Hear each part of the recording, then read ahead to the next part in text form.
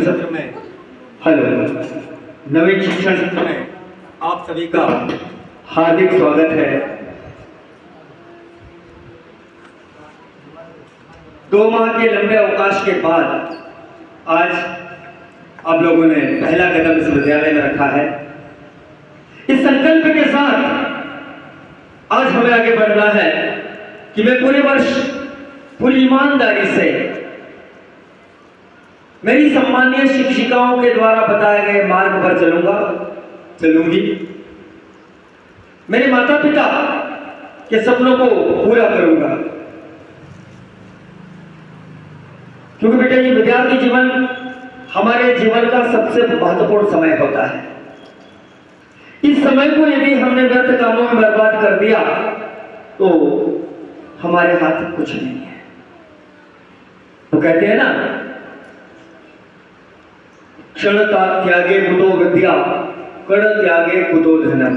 अर्थात व्यक्ति को अपने जीवन में एक एक पल का सदुपयोग करना चाहिए ताकि वो अपने जीवन का निर्माण कर सके, अपने परिवार, अपने समाज और अपने राष्ट्र का उत्थान कर सके। इसी प्रकार कर्ण त्यागे कुतो धनम। जो व्यक्ति छोटे छोटे चीजों की का मूल्य नहीं समझता, एक एक रुपए का मूल्य नहीं समझता, वो व्यक्ति धन संचय नहीं कर सकता।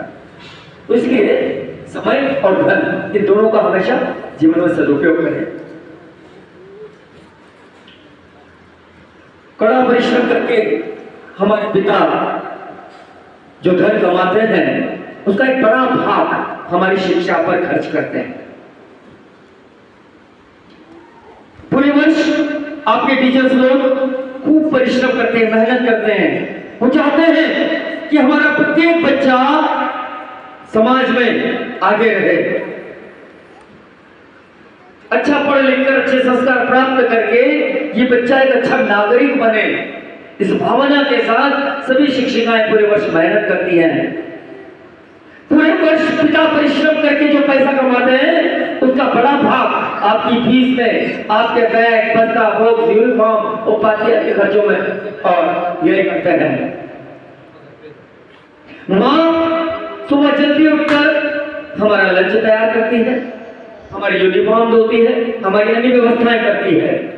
ये माता पिता गुरु, ये 3 पक्ष पूरे समर्पित भाव से आप लोगों के विकास के लिए प्रयत्नशील रहते हैं। लेकिन फिर भी कुछ बच्चे पिछड़ जाते हैं। क्यों? क्योंकि हम लोग समय का मूल्य नहीं समझते। हम लोग आज अपने भविष्य को नहीं देख पाते, हमें अच्छे बुरे का ख्याल नहीं है। जो चीज मन को भाती है वो हम करने लगते हैं, जबकि होना क्या चाहिए? हमारे माता पिता और गुरु जो बताते हैं वो हमें करना है। हमें क्या अच्छा लगता है वो हमें नहीं करना है, क्योंकि वो अगर आपने आज किया बेटा तो कल आपके जीवन में कुछ नहीं होगा। हम कैसा जीवन चाहते हैं आगे चलकर, ये आज निर्धारण करना पड़ेगा हमको, आज तय करना पड़ेगा।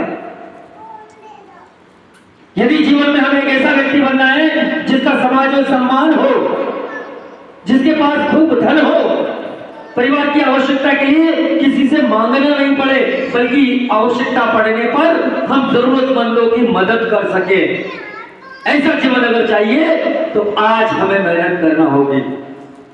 लेकिन आज यदि हमने मेहनत से जी चुराया, फालतू कामों में हम लगे रहे, मोबाइल हम चलाते रहे, बाहर हम भटकते रहे, आलस्य में हमने समय बिता दिया, तो उस समय जब विद्यार्थी जीवन से हम बाहर निकलेंगे और एक वास्तविक जीवन शुरू होगा हमारा, क्योंकि अभी तो हम माता पिता की छत्र छाया में जीते हैं। हर वो चीज जो हमें चाहिए हमारे माता पिता उपलब्ध करवा देते हैं। लेकिन उस समय जब आपके माता पिता बुजुर्ग होंगे, आप युवा होंगे, आपके कंधों पर इस परिवार का, इस समाज का, इस राष्ट्र का भार आएगा, क्या तब हम उसे उठाने लायक रहेंगे? ये तय करना पड़ेगा। कहीं ऐसा तो नहीं कि घर में जरूरतें हैं, माता पिता की जरूरतें हैं, कहीं इलाज की आवश्यकता है, कहीं अन्य आवश्यकता है, बच्चे भी मांग करेंगे, परिवार के अन्य सदस्य भी मांग करेंगे, लेकिन चूंकि हमने इतनी अच्छी पढ़ाई नहीं की, इतने अच्छे संस्कार प्राप्त नहीं किए और इसलिए हम उस मुकाम पर नहीं पहुंच पाए कि हम परिवार की आवश्यकताओं को पूरा कर सके, इसलिए लोगों के सामने हाथ फैलाते फिर रहे हैं। क्या हमारे माँ बाप के ये सपने हैं? बताइए, माता पिता के ये सपने हैं कि मेरे बच्चे पर आज मैं लाखों रुपया खर्च करूं, खूब पढ़ाओ अच्छे स्कूल में और पढ़ लिख कर वो कहां है?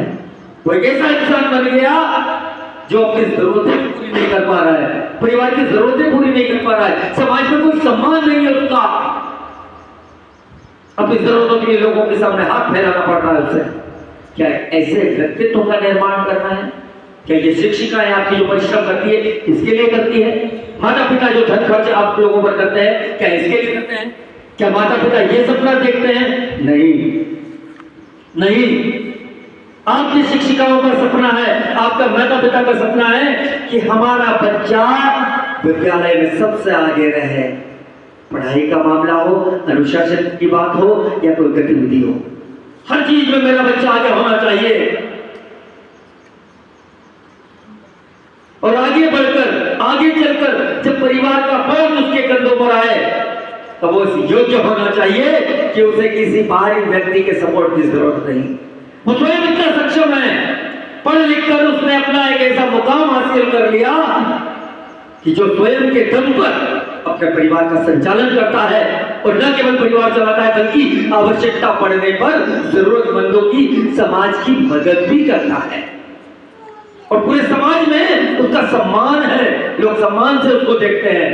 एक ऐसा व्यक्ति बनना है तो त्याग तो करना पड़ेगा बेटा, त्याग तो करना पड़ेगा। और त्याग कैसा? आलस्य का त्याग, मोबाइल में जो मनोरंजन होता है उसका त्याग। तो मैंने पहले ही बताया था कि मोबाइल में जो कंटेंट आप लोग देखते हैं, चाहे वो ब्लॉग्स हो सकते हैं, शॉर्ट्स हो सकते हैं या कोई और चीज हो सकती है, तो जिन लोगों को देख रहे हैं हम लोग, वो लोग करोड़ों कमाते हैं, वो लोग भी पढ़े लिख कर उस मुकाम पर पहुंचे हैं और आज करोड़ों कमाते हैं और हम बुद्धू जैसे उनको देखकर अपना समय बर्बाद करते हैं। बताइए। तो आज आपको ये प्रॉमिस करके उठना पड़ेगा खुद से, हम लोगों से, कि मैं पूरे वर्ष मोबाइल का उपयोग नहीं करूंगा। बहुत आवश्यक हुआ तो केवल बात करने की, हमें नई बात भी करने की क्या जरूरत है, हमारे पेरेंट्स लोग हैं, लेकिन फिर भी आवश्यकता पड़ी तो केवल बात करूंगा और ज्यादा से ज्यादा पढ़ाई के समय कहीं किसी मामले में अटक गया तो पहले तो हम अपने टीचर से बात करें, टीचर को फोन लगाएं, सेकंड हैंड पर टीचर से बात करें, पेरेंट्स से बात करें, अपने भाई बहन जो पढ़े लिखे घर में उनसे हम बात करें, समाधान लें। सीधा मोबाइल का सहारा लेना ठीक नहीं है, क्योंकि न केवल शिक्षा साथी विद्वान लोग बल्कि डॉक्टर लोग भी ये कह चुके हैं कि बच्चों के लिए मोबाइल सबसे घातक है, जो उसकी शारीरिक और मानसिक क्षमताओं को नष्ट कर देता है। तो क्या आप ऐसा चीज, ये मनुष्य जीवन परमात्मा का दिया हुआ एक खूबसूरत उपहार है, तो क्या आगे जाकर हम ऐसा जीवन जिएंगे? आंखें काम करना बंद कर दिया, कानों ने काम करना बंद कर दिया, शरीर लाचार है, कई बीमारियों से घिर गए हम लोग, दिमाग चल नहीं रहा है, एक ऐसा व्यक्तित्व आप लोग बनेंगे ना। एक ऐसा व्यक्ति बनना है हमें जिसमें स्मार्टनेस हो, चुस्ती फुर्ती हो, ताकत हो, बुद्धि हो, हर समस्या का समाधान हो उसके पास, लोग उसके पास आए कि मैं इस समस्या में फंस गया हूं, मुझे समाधान दीजिए, इस लायक आपको बनना है और इसीलिए पढ़ा रहे हैं आपको आज। ऐसा व्यक्ति बनना है कि मैं समाज में भी अगर किसी को समस्या आई तो उसका समाधान मैं दूंगा, क्योंकि मेरे पास बुद्धि है। उस बुद्धि के बल पर स्वयं की, परिवार की, समाज की और राष्ट्र की समस्याओं का समाधान हम करेंगे। लेकिन बेटा ये कब होगा? जब हम लोग अच्छे इंसान बने। बाकी संस्कृत में श्लोक पढ़ाते हैं ना आपको, उद्यमे नहीं सिद्ध्यन्ति कार्याणि न मनोरथे नहीं सुप्तस्य सिंहस्य प्रविशन्ति मुखे मृगः। मेरी इच्छा है यार कलेक्टर बन जाओ, और फिर मेरे पास पता है लाल बत्ती की गाड़ी होगी, वहां मस्त गाड़ी से घूमो, गनमैन होगा, घर पे नौकर चाकर होंगे, बड़ा ऐश करूंगा मैं। सोच रहा हूं ऐसा, लेकिन क्या सोचने मात्र से मैं कलेक्टर बन जाऊंगा? बोलो बोलो बोलो बोलो, हो सकता है क्या? उद्यमी सिद्धांत कार्यालय नाम मनोरथ है। केवल सोचने मात्र से कार्य सफल नहीं होते हैं, सफलता नहीं मिलती, इसके लिए प्रयास करने पड़ते हैं।